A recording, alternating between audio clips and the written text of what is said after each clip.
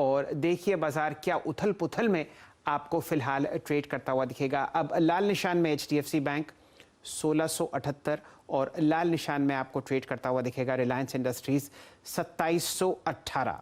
Nifty 33 अंक नीचे 18384 के पास। कहां मोमेंटम स्क्रीन पर आता हुआ दिख रहा है? डायरेक्टर साहब स्क्रीन पर ले आइए आप TCI।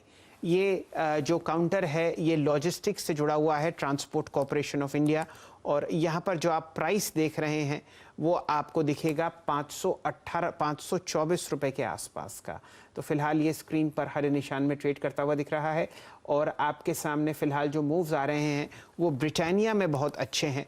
3905 के आसपास ये काउंटर चल रहा है और यहाँ पर चंदन जी ने एक आपको बढ़िया बाय कॉल दी है।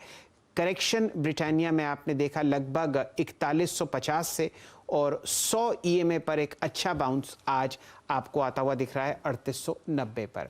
वीरेंद्र जी आप देखिए टाटा कंज्यूमर, और आप देखिए इसी स्पेस से आपके सामने ITC, यहाँ पर भी ठीक ठाक मूव्स कम से कम इनिशियल आधे घंटे के ट्रेड में आपको आते हुए दिख रहे हैं। टाटा कंज्यूमर लाइए डायरेक्टर साहब स्क्रीन पर। यहाँ पर लो था दिन का 830 और अब आपके सामने 845। सिर्फ और सिर्फ एक चार्ट चेक आपको करते हुए दिखेंगे यहाँ पर आशीष चतुर्मोदा साहब। बिल्कुल शैल जी, तो टाटा कंज्यूमर पे जिस तरह का बेस बन रहा है ये बहुत ही अच्छा है, और जैसा हम समझ रहे हैं जिस तरह का मार्केट है उसमें कहीं ना कहीं FMCG एक अच्छी लीड दिखाएगा, और वहां टाटा कंज्यूमर मेरे हिसाब से 4 दिन की डिप के बाद एक अच्छा बेस 830 पर बना चुका है।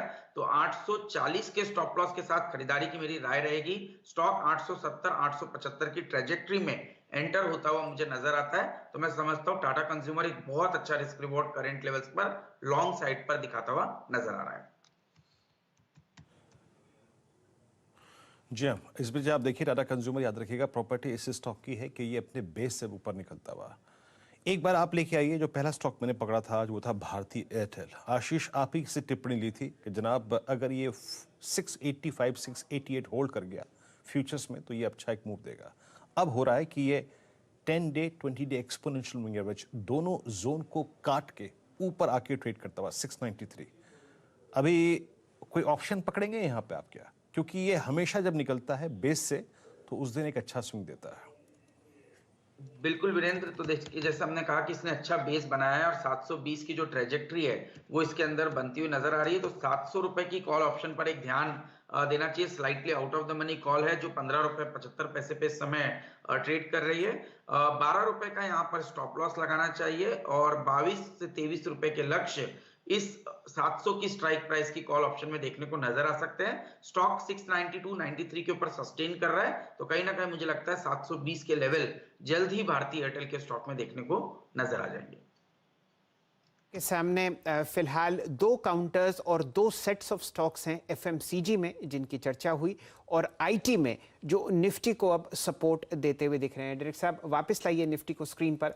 18400 बुल्स ने अब अपने कब्जे में किया, और इसके पीछे जो काउंटर्स हैं जो मदद करते हुए दिख रहे हैं वो है इन्फोसिस 0.5% ऊपर आपके सामने बढ़िया मूव यहाँ पर आता हुआ दिख रहा है। HCL टेक महिंद्रा ये हरे निशान में आपको IT क्षेत्र में ट्रेड करते हुए दिख रहे हैं, और आपको ठीक ठाक मूव दिखेगा Nestle, Bata India, Britannia, Hindustan Unilever और ख़ासकर गोदरेज कंज्यूमर पर। तो ये फिलहाल सूरत हाल। और बैंक्स में आपको मदद करता हुआ दिख रहा है ICICI बैंक, जहां पर एक बढ़िया लॉन्ग कॉल आपको कुछ समय पहले देते हुए दिखे थे आशीष चतुर्मोदा साहब। अब आपके सामने जो 200 अंक का लाल निशान निफ्टी बैंक में था रह गया मात्र 52 अंक का। बहुत ज़बरदस्त वॉलेटिलिटी, इसका लुत्फ बहुत ही कम ट्रेड्स और बहुत ही स्ट्रिक्ट स्टॉप लॉसेस के साथ आप उठाइए। वीरेंद्र जी। जी शैल जी, वो निफ्टी की जरा कॉल लेके आई है। 45 रुपए की कॉल, 48 रुपए की वो कॉल अभी अभी हाई लगा के आई है, करीब करीब समझ लीजिएगा कि 56 का, और 55 पे ट्रेड करते हुए एक डिफाइंड मार्क था आज 18310, वहां से निफ्टी ने एक पुल बैक लिया। ओके, राइट कीजिए या फिर अब आपको अपने अभी 56 का हाई लगा के आई है। अब आप देखिए इस बाजार में नो डाउट जो वीक स्ट्रक्चर्स थे जिनमें कल हैमरिंग हुई थी वो थोड़ा सा रिलीफ फील करते हुए आप समझ लीजिए कि कल के ओपनिंग पॉइंट कल के क्लोजिंग पॉइंट्स के अंदर ट्रेवल कर रहे हैं अब बहुत सारे stocks like JSW steel, like Tata steel. लेकिन चंदन, आईएक्स को देखिए एक बार, अभी अगर आप देखें रिकवरी लेके 792 पर थोड़ा सा रिकवर हो रहा है अब ये स्टॉक। अच्छा, और अच्छी चीज़ है अगर आप देखें पीएसयू बैंकिंग बास्केट में स्ट्रेंथ है। पहले हमने प्राइवेट बैंकिंग स्पेस में आईसीआईसीआई बैंक पे बात करी, फिर हमने बात करी एसबीआई पर, और अब आप देख लीजिए स्ट्रेंथ का सबब क्या होता है कि कैनरा बैंक ने कभी भी 29 सितंबर के बाद 3 डिप्स में 10 डिमा को नहीं तोड़ा। मानस, आपकी राय 193.20 पर क्या अप्रोच रखेंगे आप कैनरा बैंक पे? देखिए, पीएसयू बैंकिंग के पैटर्न्स को देख के ऐसा लगता है कि शायद यहाँ पर आपको रिकवरी देखने को मिलेगी। और देखिए, ये भी हमें ध्यान रखना है कि निफ्टी में जिस तरह की प्रॉफिट बुकिंग देखने को मिली, वैसी प्रॉफिट बुकिंग हमें बैंक निफ्टी में देखने को नहीं मिली है। और बहुत सारे बैंकिंग स्टॉक्स चार्ट पे बहुत ज्यादा वीक नहीं लगते हैं, और उनमें से पीएसयू बैंकिंग नेम्स तो bank of Baroda, state bank of India जैसे स्टॉक है ही। कैनरा बैंक भी स्टॉक करेक्ट हो गया है, लेकिन एक बहुत ही बढ़िया स्तर पर आ गया है। मेरा समझना है कि 186 के स्टॉप लॉस से कैनरा बैंक में खरीदारी करके चलना है, जहां आपके टारगेट करीब 204 रुपए के रहेंगे। 9:45 का आप इंतजार कीजिए। अमित चड्ढा साहब, जो कि मैनेजिंग डायरेक्टर और सीईओ हैं एल&टी टेक्नोलॉजी सर्विसेज पर, हमारे साथ जुड़ते हुए दिखेंगे और चर्चा होगी किस हिसाब से आप यहां पर मूव्स आते हुए देख सकते हैं। ब्रिटानिया में तेजी बरकरार, आपके सामने एक बढ़िया स्विंग ट्रेड बनता हुआ 3917 का काउंटर अब आपको बढ़िया तरीके से चलता हुआ दिखेगा। अगर रचना जी हों तो उनको जोड़ते हैं और जानने की चेष्टा करते हैं कि इंडियन होटल्स उनको कैसा लगता है। फिलहाल टॉप गेनर है निफ्टी का 4% ऊपर। रचना जी, एक बढ़िया स्विंग ट्रेड यहां पर बन रहा है, 3 दिन की गिरावट और 223 का प्राइस। गुस्सा अगर शांत हो गया हो तो इस पर चर्चा करते हैं। जी डेफिनेटली आज इसमें है पॉजिटिविटी, और कोई मेरा गुस्सा भी नहीं है आज इस पे। और इसने जो 3 दिन की गिरावट के बाद एक इम्पोर्टेंट सपोर्ट लेवल से आज अपमूव शुरू किया है। अगर मार्केट सस्टेन होगी तो इसकी फॉलो थ्रू भी मिलनी चाहिए, और 212 पे एसएल लगा के ऊपर वाली साइड पे अगर ये फॉलो थ्रू देगा तो ये 235 और 40 की तरफ जाता हुआ हमें 2 to 4 डेज के अंदर नजर आ सकता है। ये तो यहाँ पर एक बाई की मोहर रचना जी अब लगाती हुई दिख रही हैं। डायरेक्टर साहब, अगर कैंडल स्टिक चाह रहा है कि 3 दिन की गिरावट के बाद अब जो बाजार का गुस्सा था वो शायद शांत। चलिए, और कहाँ मूव्स आते हुए दिख रहे हैं? मेरे ख्याल से वीरेंद्र जी, एक कैनरा बैंक और बाटा 2 स्टॉक्स हैं जो आपको बढ़िया मूव देते हुए दिख रहे हैं पोजिशनली। आपने बाटा का जिक्र किया, एक राय कैनरा बैंक पर भी ले लेते हैं। 192.80।